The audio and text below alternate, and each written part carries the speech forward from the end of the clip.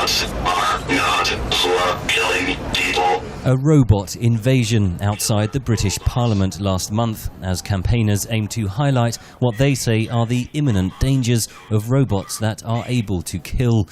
Among them, American Jodie Williams, who won the 1997 Nobel Peace Prize for her role in the campaign to ban landmines. There has to be discussion about technology that will totally transform war. And when my country wants to call it a bloodless battlefield, I feel enraged.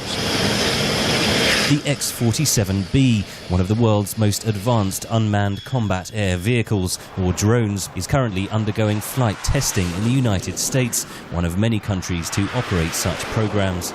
Noel Sharkey, a professor of artificial intelligence and robotics and chairman of the International Committee for Robot Arms Control, says drones mark the final step in the industrial revolution of war.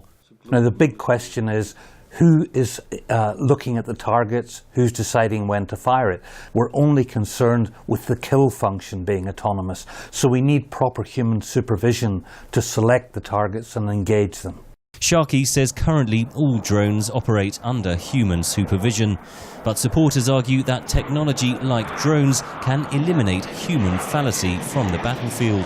Professor Christopher Coker of the London School of Economics is author of Warrior Geeks, How 21st Century Technology is Changing the Way We Fight and Think About War. One argument is they have greater oversight than anyone's ever had before. They are actually watching the target for hours at a time, sometimes days at a time. So there's a certain behavioral profile, and on that basis they take the decision whether to strike or not. But that gives you no greater insight into the character that you're actually dealing with. And of course there is collateral damage as well. A promotional video from South Korean industrial giant Samsung TechWin for its SGR-A1 Sentry robot, which aims to replace border or security guards with intelligent surveillance cameras. The robot is armed with a 5.5mm machine gun, but still controlled by human operators.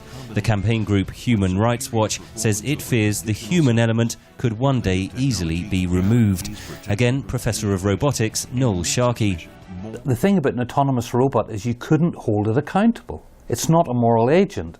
So who do you hold accountable? Well, the problem is that you're probably going to talk about having the commander being accountable, but that really wouldn't be fair because there are so many things that can go wrong with a robot. Campaigners say there is huge interest from industrial corporations in developing so-called killer robots. But the UN Human Rights Council wants to discuss a moratorium on their deployment next week in Geneva. Henry Ridgwell for VOA News, London.